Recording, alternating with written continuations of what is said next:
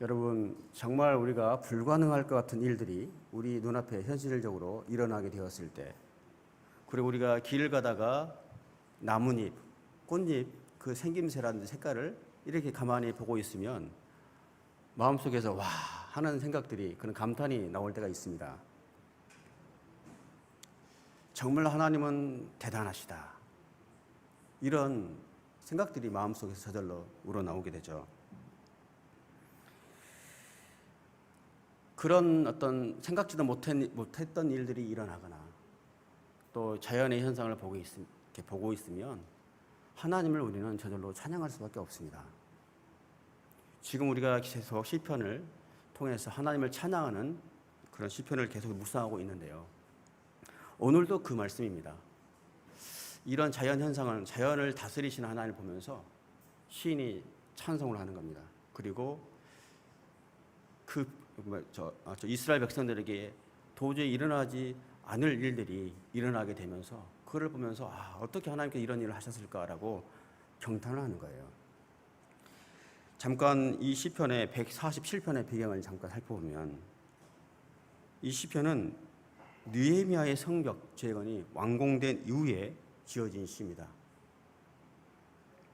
이스라엘 백성들이 예루살렘이 이미 멸망할 때 눈앞에서 성전이 파괴되는 것을 보면서 어떤 생각을 했을까요? 이제 우리는 끝났구나. 우리가 과연 이스라엘 백성들이 회복될 수 있을까? 성전이 다시 세워질 수 있을까? 이런 생각들을 했을 것입니다. 그런데 기적처럼 이스라엘 백성들이 귀환하게 되었습니다. 그리고 파괴되었던 성전이 재건되는 일이 일어난 거예요. 제2의 출애굽이라고 해도 과언이 아닐 만한 엄청난 기적 같은 일들이 일어난 겁니다. 바벨론이죠. 누구도 상상하지 못했던 일을 하나님께서 이루어 주신 거예요. 이 시는 바로 이 불가능한 일을, 도저히 불가능할 것 같은 일을 하나님께서 하셨다라고 하나님을 지금 찬양하고 있는 것입니다. 흩어졌던 이스라엘 백성들이 예루살렘을 향해 모여들었습니다. 이제 그리고 하나님의 성전 앞에서 이스라엘의 새로운 부흥의 역사를 꿈꾸면서 하나님을 찬양하고 있는 것이죠. 12절 말씀을 함께 읽겠습니다. 오 예루살렘아 여호와를 찬양하라. 오 시온아 네 하나님을 찬양하라. 이렇게 하나님을 지금 찬양하고 있습니다. 여러분에게 하나님은 어떤 분이십니까? 어떤 하나님이라고 여러분 고백하면서 찬양을 하십니까? 저에게 하나님은 늘 너그럽게 인내하시고 천천히 기다려주시는 하나님이십니다. 하나님을 새롭게 경험할 때마다 하나님에 대한 고백이 달라지죠. 근데 요즘 저에게 하나님은 어머니가 아이를 돌보듯이 하나님께서는 저를 먹이시고 입히시고 가르치시는 어머니와 같은 하나님이십니다. 오늘 시편에서 포로 생활로부터 이렇게 예루살렘으로 돌아온 이스라엘 백성들은 하나님을 이렇게 고백하고 있습니다. 말씀을 통해서 일하시는 하나님이시다. 이렇게 찬양하고 있습니다. 15절을 함께 읽어볼까요? 그분이 주의 계명을 땅에 보내시니 그 말씀이 빨리 퍼져나갑니다. 가만히 이 말씀을 묵상해 보십시오. 하나님이 명령하시니 말씀이 빨리 퍼져나갔다. 명령하시니 말씀이 빨리 퍼져나갔다. 이렇게 표현하고 있습니다. 마치 창세기를 보시면 하나님께서 말씀으로 세상을 창조하시는 그 하나님을 연상하게 됩니다.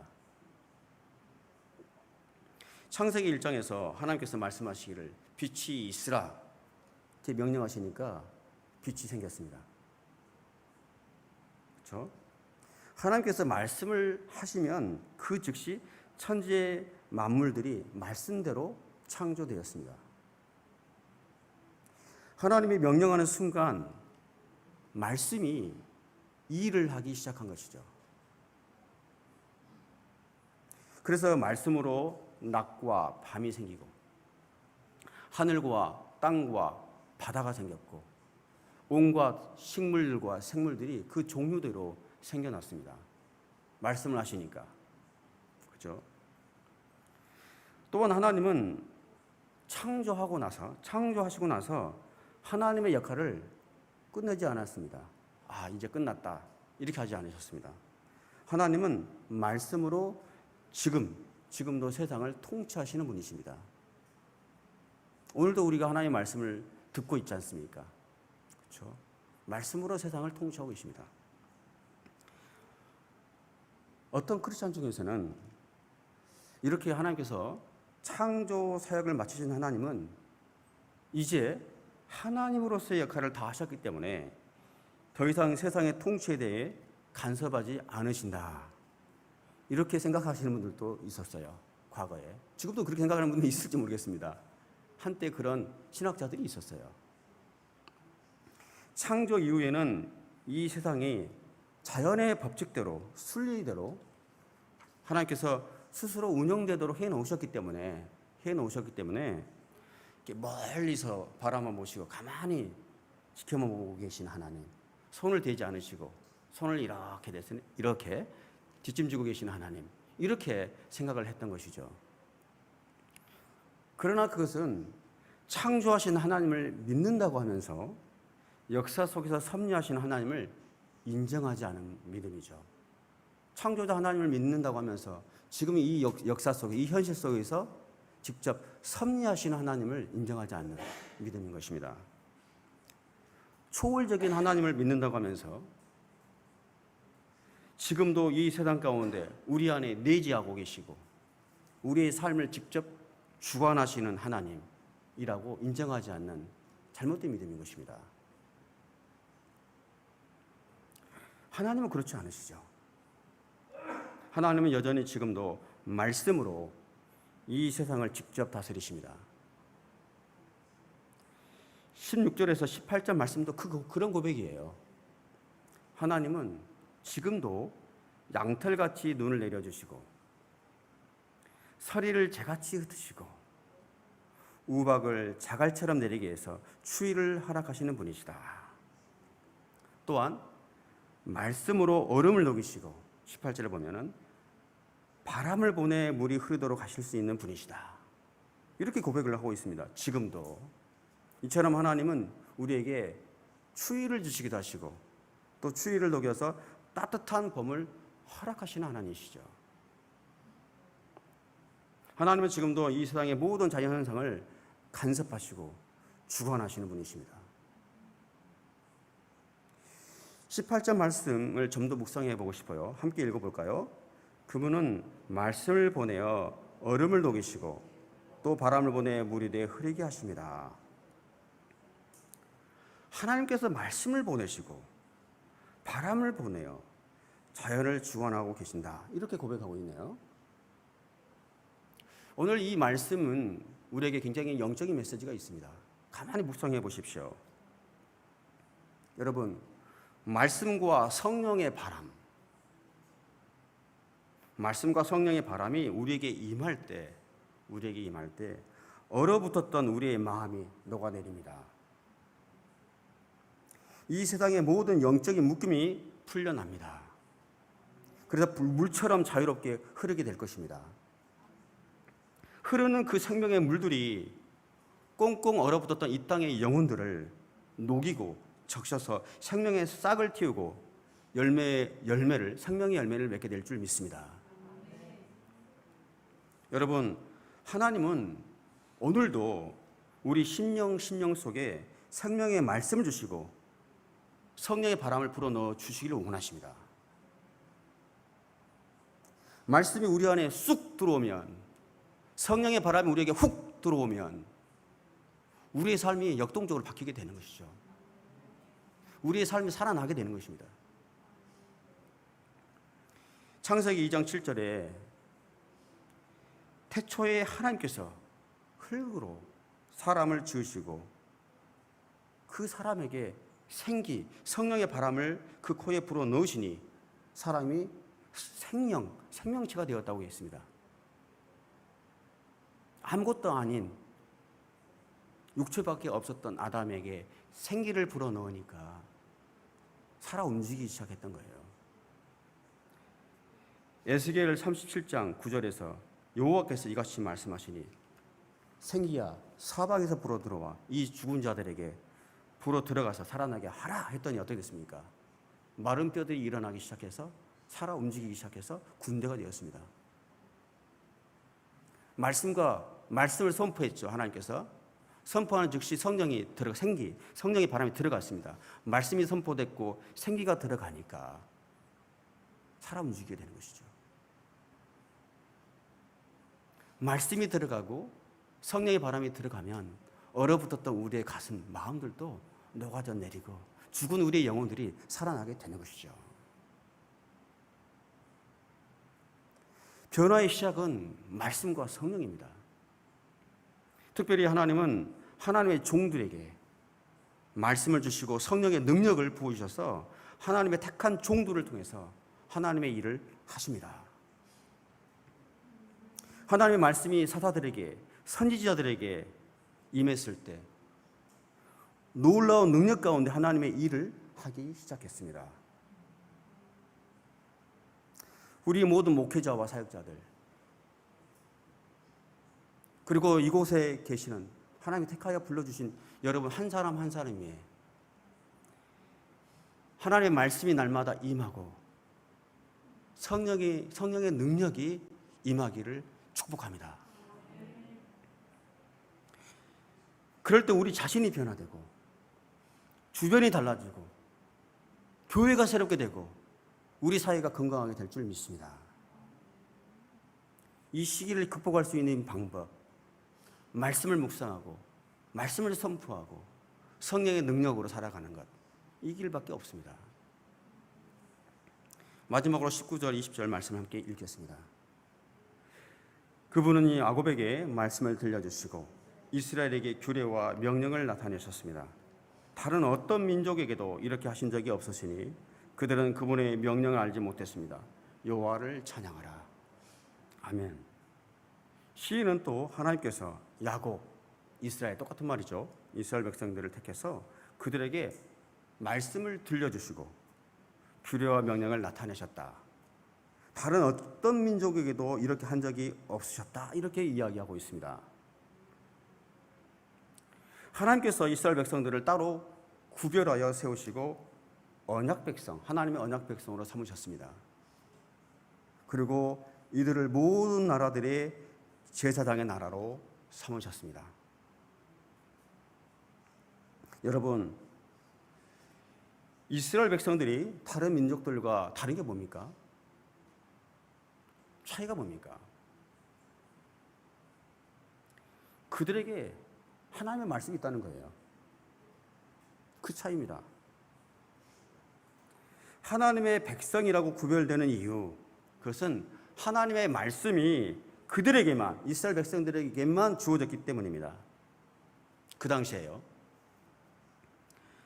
말씀 안에 거하고 행함으로써 하나님의 백성으로서의 자격을, 하나님의 백성으로서의 삶을 누리게 된 것이죠.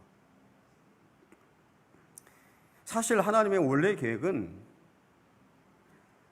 말씀을 이스라엘 백성들에게 허락하시고 제사장 나라로 삼으셔서 그 말씀을 지켜 행하는 이 이스라엘 민족을 통해서 다른 모든 세계 민족들을 구원하고자 하는 뜻이 있었습니다. 사실은 이스라엘 백성들만 구원하자고 하는 뜻이 아니라 그들을 통해서 제사장 나라인 이스라엘 백성들을 택해서 그들이 하나님의 말씀을 잘 행하는 그 모습을 통해서 이 세상을 구원하고자 하는 뜻이 있었어요. 오늘날도 그렇지 않습니까? 우리 그리스도인들을 택해서 우리를 통해서 세상을 복음 전도하기를 원하시지 않습니까? 그 원리죠. 그러나 안타깝게도 결과는 어떻게 됐습니까? 실패하고 말았습니다. 말씀을 버렸고 하나님을 떠나버렸습니다. 그 결과 나라가 멸망하게 되었고 바벨론으로 포로로 잡혀가게 된 거죠. 사실상 하나님의 계약이 언약이 깨어져 버린 거예요.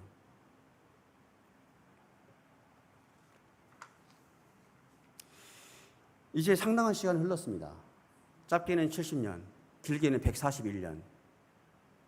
첫 번째 성전이 건축될 때가 한 70년 후고요. 성벽까지 재건될 때가 140년 후거든요.